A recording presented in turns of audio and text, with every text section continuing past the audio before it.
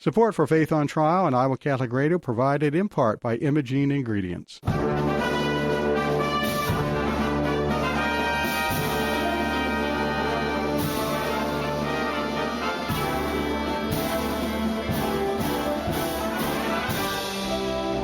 Our freedom of conscience and religion is being challenged by laws and regulations imposed by secular society. It's time to hear from the top Christian litigators in the nation who have come forward to tell us the truth and help us defend our faith. Hear ye, hear ye. All rise. Faith on Trial with Defender of the Faith, Deacon Mike Manno, is in session. And welcome to Faith on Trial. We examine the influence of law in society on people of faith. I'm Deacon Mike Manno in the studios at the Iowa Catholic Radio Network, and I'm here with our co-host, the lovely and talented Gina Noll. Gina, how are you this morning? I am well. Glad to be back this week. Yeah. It's. What do you think about the Trump trial? Have you been watching that? That's one of the things that's been, as an attorney, I've been real interested in how that is going. And I'm sure. The mistakes that have been made. Yeah, and from everything that I can listen to, which is I've just mostly gotten the summary at the end of the day, because I think it's been on all day, every day, kind of like the OJ trial. Reminds me quite a bit of that. OJ was and televised. I gave up because it's just a lot of supposition and no real information. So at the end of the day, I listened to the summation, and it's interesting to hear how many people are very confused. And it doesn't sound like it sounds like it's set up. And it makes me wonder also how many court systems are this biased and we don't hear about it, and how many people are trapped by these kinds of legal maneuverings. I was thinking about that this morning, driving over here, that as an attorney, I'm embarrassed by what the New York legal system has turned out to be. And I would think that any attorney would be embarrassed to see that this is going on in the name of justice. Any other place, I think, this case would have been dismissed. There's no real crime, and this idea that you can pick one of three options for your crime and you don't have to all agree on it, that's just nonsense. So I certainly wouldn't want to be prosecuted that way if I was accused of committing a crime. And the other thing, if I was accused of committing a crime, what I would like is to know what that crime was before we started the trial. I didn't know you could do that, honestly. Yeah, and they bring it up. The last time they had a chance, the prosecution had a chance to speak to the jury, they started telling them what that other crime was. And, that's just unheard of that happens that way. Makes me thankful for all the attorneys that we've had on the show from all these great organizations, because the way the court system seems set up, it's important for our organizations, to people of faith and organizations of faith, to have the great Alliance Defending Freedom and the Pacific Justice Institute and all the rest of them, Thomas More and Beckett, and the ones that we have on the show, because it can go sideways, I guess, when you're in court. It's not as straight up and as fair as you might think. Unfortunately. All right, let's talk about today. We're going to have William Duncan from the Sutherland Institute on, and he's going to talk about why his report on why religion is good for society, which is opposite of what you hear from a lot of the mainstream people out there. But he's got a good message, and we're going to talk to him about that. And Matt Lamb from the College Fix. Good old Matt. We seem to rely on him for what's going on college campuses these days. And there is an interesting story about a relic of St. Sebastian that's being held in apparently a closet drawer in the campus library at Harvard, and Harvard won't give it up. Harvard won't turn it over to a church or anything. I can't wait to hear from Matt. This sounds like a very interesting story, and wondering if there's a lawsuit connected to it, and we'll have to see. He's a good guy. Digs these things out and gets them for us. All right. Do we have a prayer to open? Yes, I have a prayer for peace today. In the name of the Father, and the Son, and the Holy Spirit. Amen. God of peace, bring your peace to our violent world, peace in the hearts of all men and women, and peace among the nations of this earth. Turn to your way of love those whose hearts and minds are consumed with hatred. Strengthen us all in hope, and give us the wisdom and courage to work tirelessly for a world where true peace and love reign among the nations and in the hearts of all. Amen. Thank you very much, Gina. We're going to take a short break right now. When we come back, we're going to have with us William Duncan from the Sutherland Institute. You're listening to Faith on Trial on the Iowa Catholic Radio Network.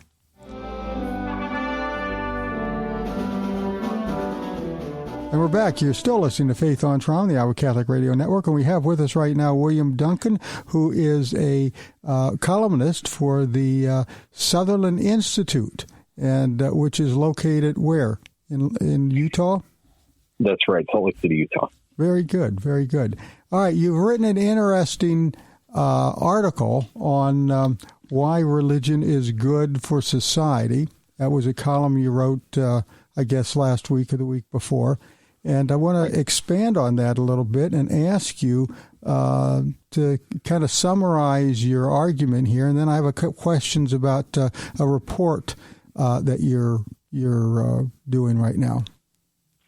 Sure. Well, the summary of the article is summarizing the report I think you'll ask me about. But what I wanted to do is try and kind of do two things. First, describe ways in which religious organizations and people of faith provide essential social services that everyone benefits from, religious and non-religious, but also to talk a little bit about why they do that, and the implication of that, of course, is therefore we should allow these organizations to do their critical work without interference, because if we continue to interfere with them, we may lose some of the benefits that we all rely on. Now, let me ask you the first question right here. You talk about letting them do their work. 10 years ago, or even 5 years ago, we would have said, why would you ask that question? Who's trying to stop them from doing their work? Why now? Why are we asking that question? Well, yeah, that's a great thing to ask. If I can answer maybe with a little bit of a story, a familiar story, I think, to everybody, but think of all the years that the Little Sisters of the Poor were providing care for the elderly, which, is kind of an archetypal example of the great things that we need done in our society, not just to provide sort of, cash assistance, but warm, personal, loving care. So everybody, I think, recognizes that's a valuable thing to offer. And it's sort of, that's as a good a thing as you can imagine, but, for a lot of reasons, but I'll skip those now. Government agencies see these organizations as just another nonprofit, just another employer. And therefore, when they want to engage in some kind of social engineering project, like providing greater access to contraceptives and abortifacients, they'll say, okay, well, we want to require this church, or in this case, the Little Sisters, to have to provide those access to those drugs for their employees as well. And so there is some interference with their ability to do the work. I mean, directly in the sense of, trying to require the nuns to abandon their own religious principles in providing the services, but also just the nuisance of having to defend against lawsuits and to fill out paperwork and, all of the kinds of things that keep them from doing the essential work that we all benefit. And I think even people who are maybe who wouldn't agree in principle about the underlying issue would say is good, important, maybe even essential work. And you talk about the essential work of these organizations, that the government sees them as just another organization. But I would take it even a step further. As much as we've done this show, it often seems that our government sees these organizations like the Little Sisters of the Poor as a threat to their vision of modifying society, or their philosophy or ideology or uniformity of our communities.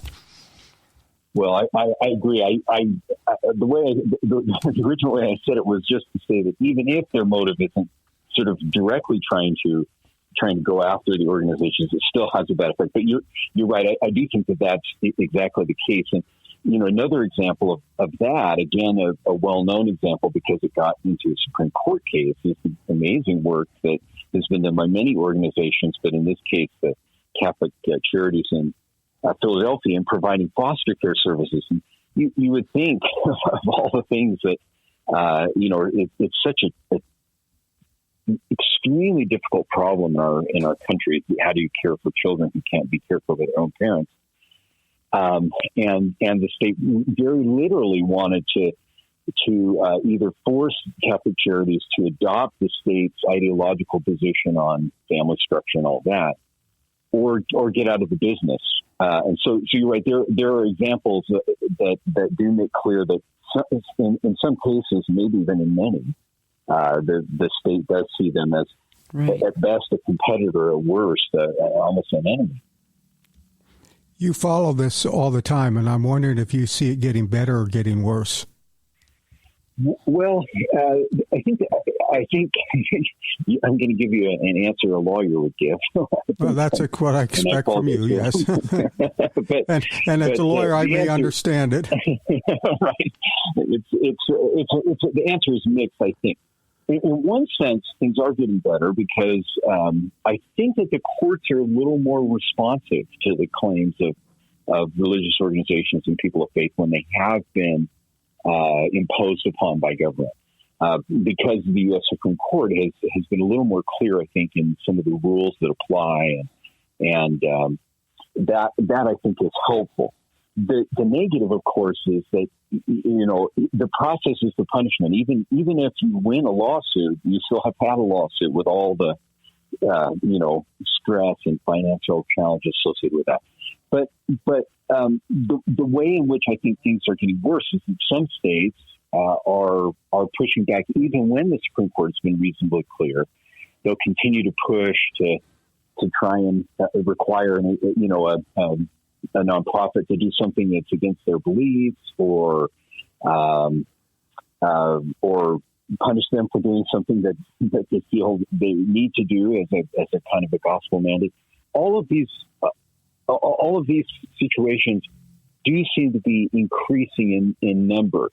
There may be, some of that happens in some states more than others. The sort of the well-known situations in right. California and New York, but so in some ways it's getting better in the sense that I think we recognize legally that this is wrong, but some of the states are still pushing to make things difficult for religious nonprofits.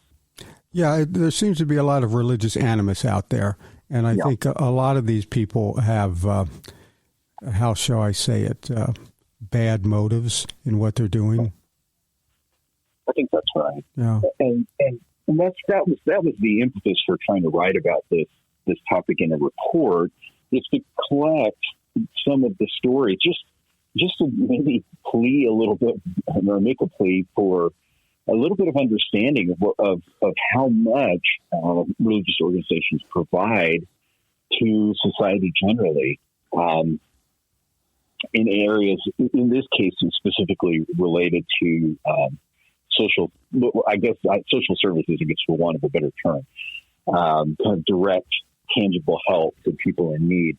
In future reports, we'll talk about how religious organizations and people of faith who try to have their own rights respected have increased the circumference of the rights for everyone. If a person claims a religious right not to participate in military service, they've actually, by successfully doing that, have increased the right of others who don't necessarily have a religious motivation, but a conscientious objection.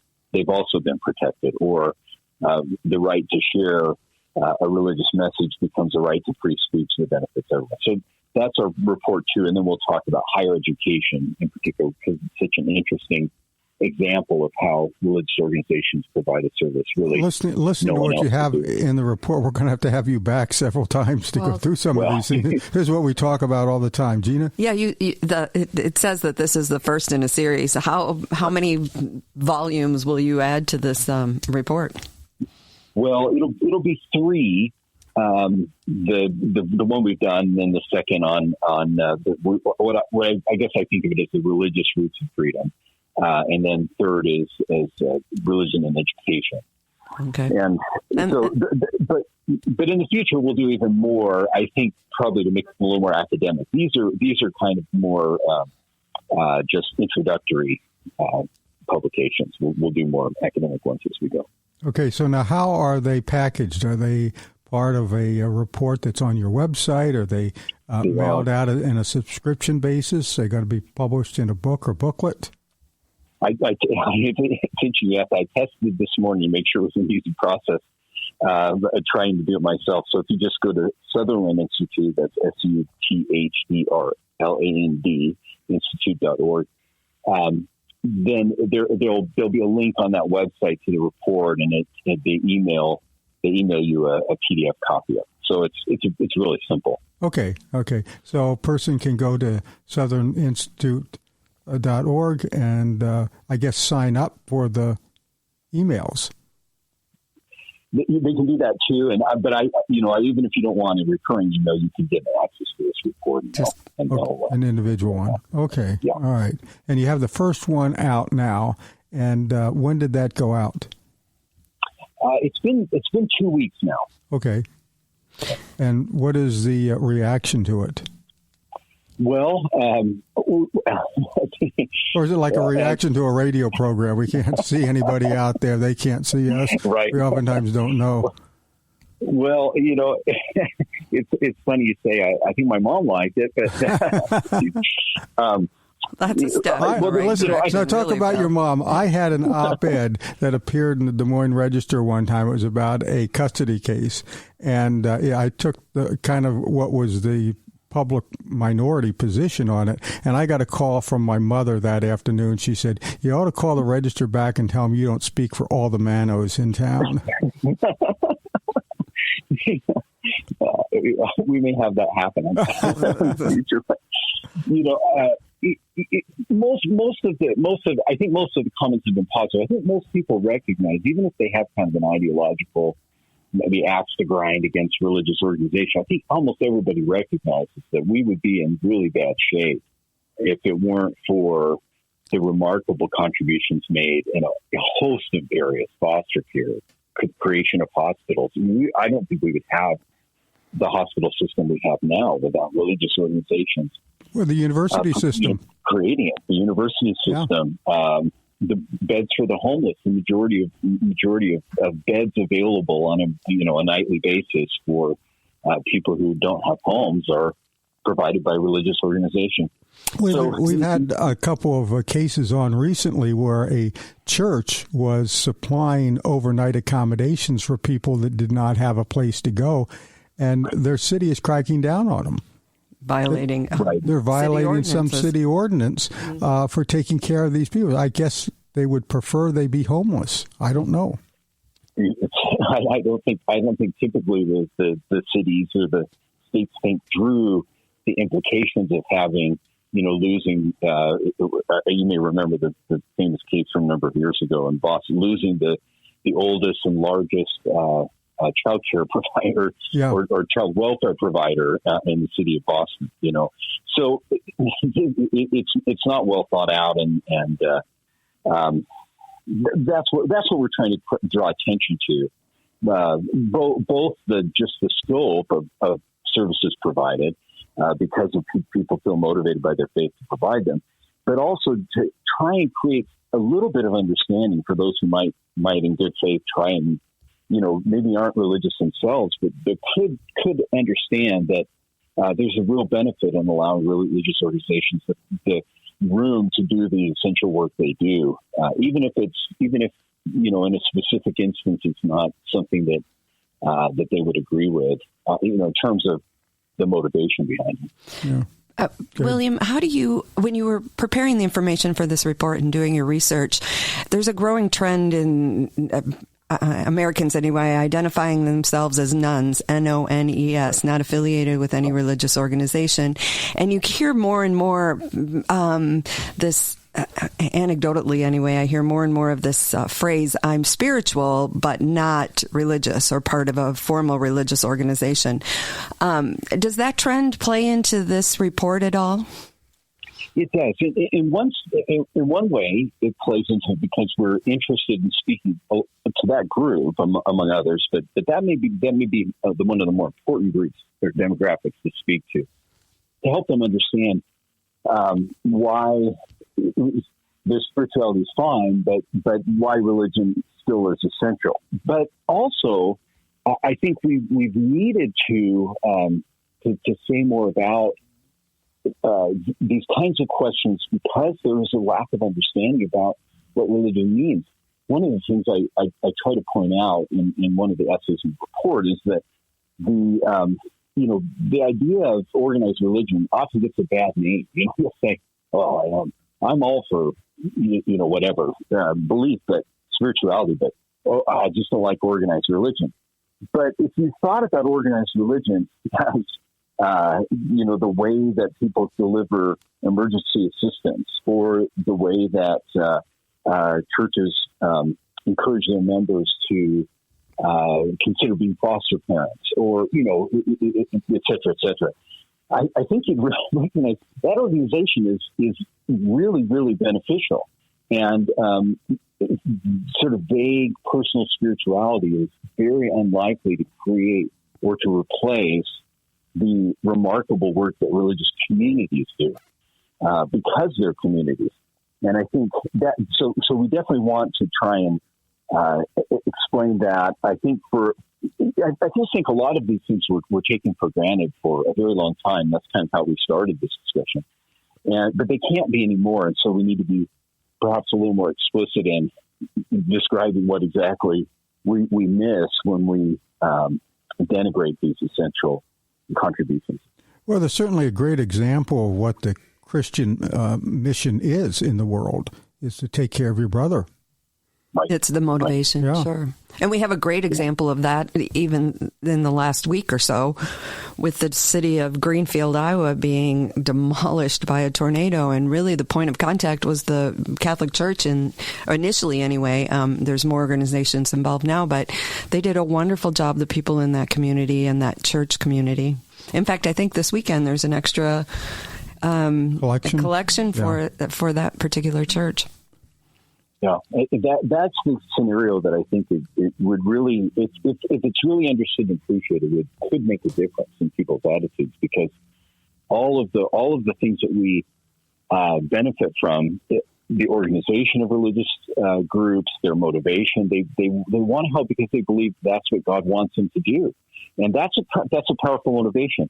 But then also just the reminders, opportunities to, it's one thing to watch a nice movie where someone does something good and think, gosh, I'd like to do something like that too. It's another thing then to go on Sunday or whatever the day is in a particular belief, and be reminded, hey, there's a way that you could do something about this, or to be part of a phone tree in church where they say, we all need to come out right now because we've, the river down the road is overflowing and we need to pitch in. That's really powerful. And again, it's not replaceable by increasing the number of government employees. It's not increasing taxes and all of that. Even if theoretically we were able to do all of that, which I think would be unlikely, but even if theoretically we were able to, it wouldn't be done in the same way. A cadre of government employees taking care of the elderly, and that is not going to look the same or feel the same as a group of nuns taking care of the elderly. That's just there's a qualitative difference, and so these are just important questions we think need a lot more attention. Okay, as we look ahead to this series, what are you saying about some of these other areas? For example, education. Yeah. Well, in some ways, education is an example. We initially were going to keep it with the social services one, but what we wanted to point out is that our educational structure, and I'm not probably an expert enough in history to know this, but my sense from a lot of reading is that even the idea of a university is in its genesis a religious idea. It's certainly brought to pass by religious organizations. But so especially in higher education, they've always been at the forefront. But I think the other thing that's important to recognize is that religious organizations provide education in ways that are different than others. And some of the serious challenges that we see in higher education, like inaccessibility to people who have not had a history of college in their family, affordability, people completing their degrees is always a serious challenge. These are some of the issues that religious organizations who sponsor universities are doing a good job about, doing a good job at. And so we feel like there's some things that we could learn from religious universities in the way that they try and provide education, not as ideally not as just a business, just a way to get sort of access to government grants as a secondary source, but as they're doing things like calling all students together in like weekly devotionals, or ensuring that students are connected to a parish or a congregation, so that the students are connected to the university in a way that's different than if they go to a state school. Not that state schools aren't doing important things, but we could learn something from those organizations. And so that publication will focus a little more on how religious colleges and universities right now are doing things that are different from public universities, and why we need to keep them in the kind of the ecology of higher education. Well, we're looking forward to reading them all.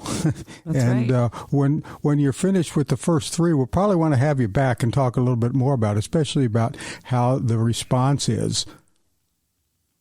Well, it's always a treat for me when I see a request to talk to you. So please call me anytime. I always love it. Good, thank you. So, and unfortunately, we're pretty much out of time right now. But let's remind everybody the website. It's SutherlandInstitute.org. Correct? Thanks so much. Very good. And we will talk to you later. Thank you for joining us today. William Duncan from the Sutherland Institute. And we will be right back after these messages. You're listening to Faith on Trial on the Iowa Catholic Radio Network.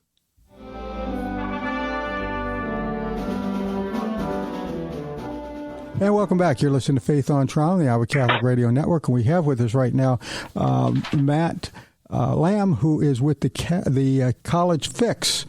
And we're always happy to have Matt with us because he keeps us updated on what's going on college campuses. And he's got a rather odd story for us. It's something that we haven't seen before, but it has to do with Harvard and a relic of Saint Sebastian, who was a 3rd century saint. So, Matt, if you can bring us up to date on that. Thanks for having me. So at Harvard University, the school is undergoing an effort to repatriate or to return certain items of human remains and other significance. A prominent example would be various Native American items. Excuse me. The university, in its report on the human remains and other important items it has, highlighted that its library, Houghton Library, has a relic of Saint Sebastian. So the College Fix asked if it planned to provide it to a local church, the archdiocese, and the university, despite returning other items, said it's going to hold on to this relic of Saint Sebastian. Did they give you a reason why they're going to hold on to this one relic? I can understand returning all the Indian artifacts because that's politically correct to do at this time. But why St. Sebastian? They didn't explain why they are holding on to it. It's currently in their library archives. I would assume for well, they did say for study and research. There's actually, though, probably a good compromise is that in so much as they would have a reason to study the relic, which I don't understand why, they could work with the local chapel I believe there's a chapel on campus or another local Catholic church to keep it there so the faithful can venerate it. And then if there is a pressing need to study the relic further, the researchers could do so, assuming there is a dignified way to undertake that. But as far as I understand right now, it's sitting in a drawer in a library or in a closet when it should be, as we know, in a dignified place, preferably in a church or some other sacred location. Yeah, does sound kind of silly why they're doing that. But do we know, is this a piece of human remains, or is it a piece of clothing, or what is it? Do we know? Well, the library said they haven't tested it yet to determine if it is human remains or a first-class relic of the saint, but it's included in a report on human remains that Harvard has in its possession. This report was a few years ago. How I actually found out about this, how the College Fix team found out about it, is the university recently decided to they had a book in their collection that had human skin, and it was the binding of the book. Right, I heard a story about that. Yeah, that was in the news. And so I'm glad they did, because that is more respectful of whoever this person was, and it's not really clear who it was. And they're trying to find out who it was, and perhaps, I guess, if there's descendants, return the skin or however they would do that. And so that's admirable. But this relic that really belongs to the Catholic Church, really belongs, in some way, at least to the Archdiocese of Boston, they're not going that same route to return it. And so, they're returning items that have significance to Native Americans, and there can be some good reasons to do that, but they should take the same logic and return the items that are sacred to Catholics, which is the relic of St. Sebastian. How long have they had this relic? I'm not positive how long they've had it, but apparently they plan to continue to hold on to it. The library responded to our questions, but they didn't provide any sort of indication that there is a plan to return it or give it to a proper Catholic entity. Is there any explanation as to how they obtained this relic? That wasn't included in the report published by the university. It's possible a well-meaning Catholic perhaps left it in his estate, perhaps left it to Harvard, that he had obtained it. Maybe it was in the possession of a priest. It's not listed in the report, and the library didn't tell us either. And so we're not saying that they did anything illicit to obtain the relic, but what's important is that they have it and they could do the right thing by returning it to the Catholic community. Yeah. Saint Sebastian was an interesting figure. He was a 3rd century martyr for the faith. He was a martyr that is considered to be the saint that was martyred twice. What he was a military officer, and when they found out that he had converted to Christianity, his men strung him up and shot arrows at him. The archers let fly, but he wasn't killed. And what had happened to him is he was rescued by some people while he was still alive, and they brought him back to health. They nursed him back. And he proclaimed his Christian views, and so the emperor, I think it was Diocletian at the time, had him beaten to death. And so actually they say he was martyred twice, once with the arrows and once with the beating. Interestingly enough, one of the patrons he's patron saint of archers, the people that didn't do the job right, apparently, because they didn't get him dead. But that's where it goes back to, the persecutions of Diocletian. So this is kind of an interesting figure. He's not a religious person. In that area you see people who were priests or bishops or even deacons that were martyred, but he was none of that. He was a captain in his military regiment, and then when he came out as a Christian, they turned against him and tried to assassinate him. But anyway, it's an interesting story if anybody wants to look that up. Yeah, and that would be maybe Harvard could collaborate with local Catholics to educate people about it, and those local Catholics could have the relic. And if Harvard is interested in researching it, they could provide their librarians to help put together a display to educate people instead of keeping it in a drawer or wherever it is in the library. Yeah, you're absolutely right. I mean, this seems like it's one of these things that you can very easily come to some common ground with because of the nature of what it is we're talking about. Exactly. And I think it's interesting as much as Harvard goes into DEI and diversity, equity, inclusion, and understanding, they are intentionally or not being very supportive of the beliefs of Catholics who I believe are still fairly prominent in the Boston area where Harvard is. Yeah, they are. True enough. So relics aren't usually, I didn't know they were in the possession of private individuals. I thought they were all kept by the churches. Is this a common practice, either Deacon Mike or Matt? I think, most of the relics I'm aware of are in the possession of the church in some form or another, a parish or a group of clergy, a monastery or something like that. We have a number of relics at St. Augustine. And our church, yes. Yes, we have a number of them. We set them out for the 4:00 Mass on Sunday and allow people to honor them. Yeah. Yeah, I believe it used to be easier for the laity to have relics in their home. Occasionally, they do end up in the hands of lay people. I think ideally it should be in a church. But if the church was closed in the 60s or 70s, and maybe faithful people saved them from the wrecking ball or from being lost. Again, it's not clear. Not that Harvard necessarily did anything. Immoral here. Right. We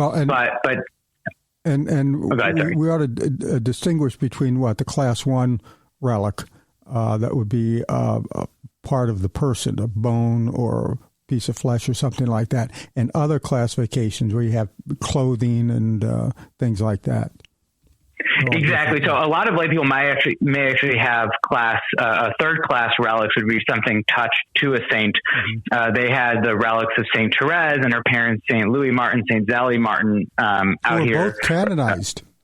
Exactly. Yeah. And so we were able to, we went and we touched rosaries and things to it. So we have third class relics of them, but we don't have any bones of them or anything like that. Yeah. So it's kind of an interesting story. So how is this going to end up? Yeah, do you know what Harvard's going to do? Is there going to be a lawsuit or what? Well, we're rooting for a lawsuit. That's what we do here. So. The Archdiocese of Boston said they would respond. They never did. I would assume if they weighed in and reached out to Harvard, they could obtain the relics. Maybe that's going on behind the scenes, and I just don't know. But for the time being, I think it won't really be resolved. Harvard will probably just continue to hold on to them.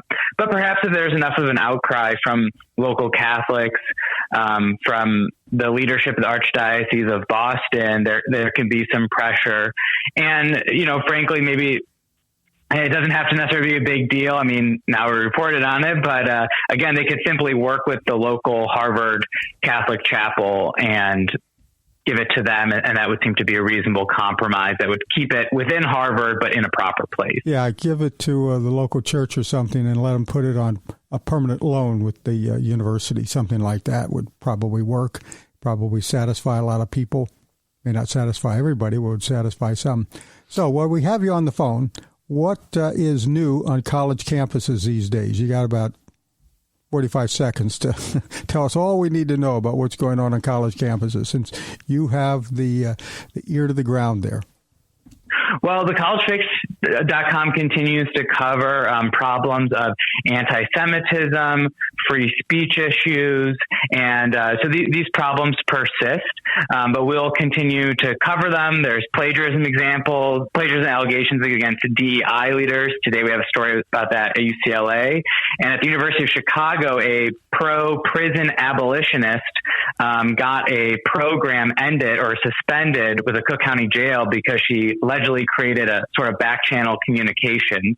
And so we continue to cover that at the College Fix and train the next generation of center-right journalists, sort of the farm team for next year's media.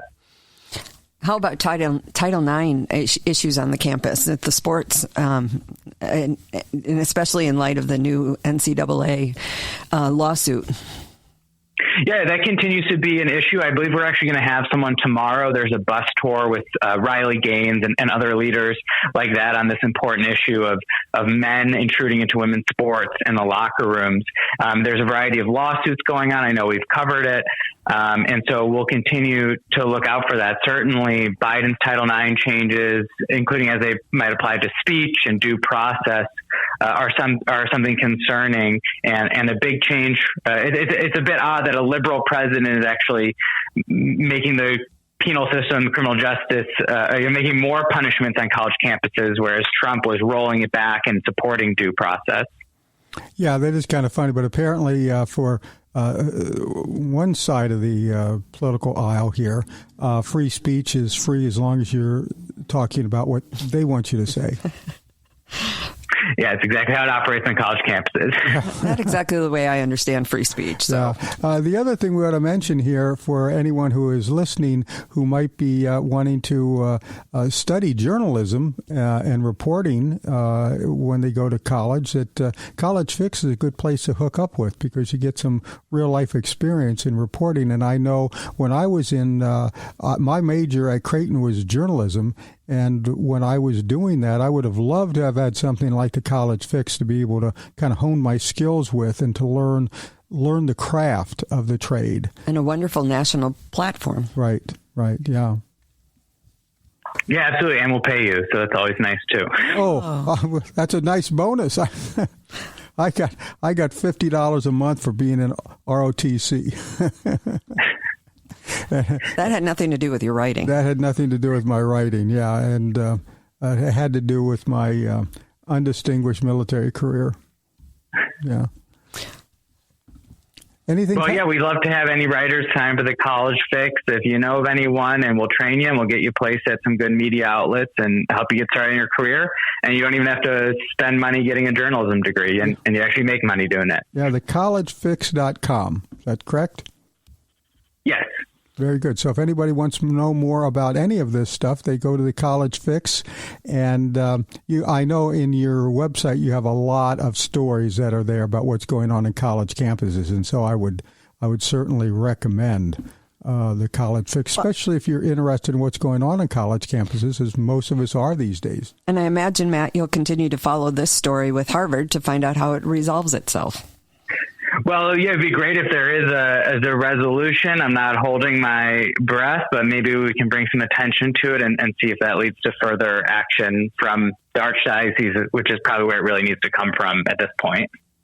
Very good. How did you find out about this story? Yeah, who broke the story? Yeah, who squealed?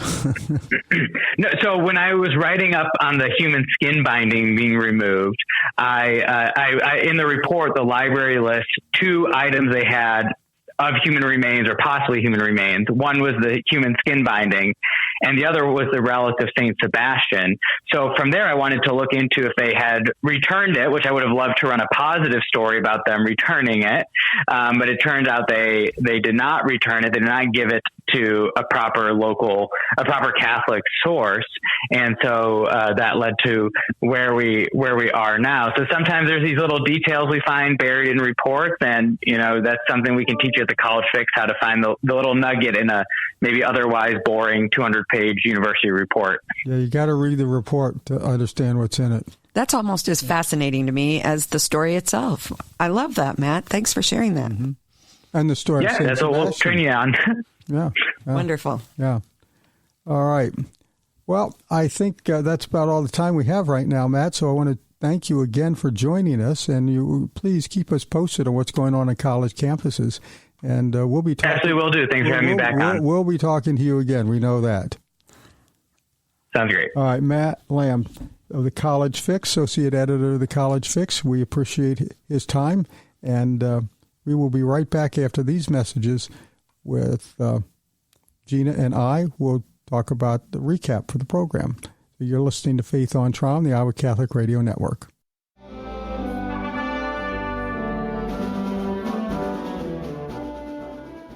All right, we are back. You're still listening to Faith on Trial on the Iowa Catholic Radio Network, and Gina and I are here to kind of recap what we did. It was an interesting program. I learned a lot today. Yeah, one of our more interesting ones, although we weren't down on the nitty-gritty in a lawsuit someplace. But no, but many of these things affect lawsuits or blow up into lawsuits. And I think, we do so many shows that involve really lawsuits between people of faith or organizations of faith and our government. Mm-hmm. And oftentimes it's lost in the lawsuit how really important the religious organization is to society and to the lives of the faithful. Yeah, and I think Bill gave us a good introduction to that, what these organizations mean to society, and how really Western civilization, if you look at history, was built around a lot of these religious institutions and the things that they do, the help for the poor, the college system, universities, hospitals. All these things came really from religious institutions, religious people, right up to today, where you pointed out in the program, we had a terrible tornado here in Greenfield, Iowa, and it was the church, initially the parish church there, that started to organize the volunteers to help these people out. Now, other people came to their assistance. Of course, we have the Red Cross and the Salvation Army. It's a community organization, but the spur came from a church group, and that's the way a lot of things are going these days, and probably one of the reasons why they're being persecuted. Oh, speaking of persecution, remember we had the story about the Knights of Columbus wanted to have the Memorial Day Mass. Since 1960, they had a Catholic Mass in the cemetery honoring Memorial the fallen Day. veterans. Mm-hmm. Sure. Mm-hmm. The government backed down. They had their Mass. Oh, well, that's good. I think that was a show 2 weeks ago that we covered. We covered that just before Memorial Day, yeah. Yeah, I saw in the news that they actually had to file a lawsuit to push it along. They got their attention. Yeah. They got their attention. The lawsuit's been withdrawn and the Mass was held. And the Mass was held on on Memorial Day, as it has usually been. And so we will see now what happens in the future. These people, they get burned once, but they still go back again and do the sometimes same thing. they try, again. Mm-hmm. And a very interesting story about the relic that Harvard has. Was the relic story interesting, or the way that the writers at College Fix find the stories more interesting? Well, and that's one of the things that we should tell our journalism students, that just talking to somebody isn't the end of the story. You got to dig through the documents to see what really is going on and what really has happened. And, and you see this in lawsuits all the time. We've been watching the Trump lawsuit, New York versus Trump, and you can see how they're getting into all these documents and all these emails back and forth to find out what really happened. And that's important in journalism, too. And the College Fix, it sounds like, is doing just that. And they're finding these things that otherwise would have remained silent. Nobody would have known anything about it. Right. It also makes me wonder, I find it interesting that the Harvard Library is returning items that they have in their library that belonged initially to Native American communities or individual families with the remains but the relic they're not giving up on their relic. Right. The Indian materials from the Native Americans. This is all politically correct to do this. This is... Do you think that's what's driving it? I think that's exactly what's driving it. Why don't they return the relic of a Catholic saint? Well, that's not politically correct to do. There's no pressure on them to do that. And so they're just going to hang on to it. Now, maybe they'll get this straightened out, but it seems to me there's an easy way to straighten it out, and we talked about that with Matt. But it's an interesting story, and it's an interesting story how it was found. And it's an interesting story about the saint, too, Sebastian.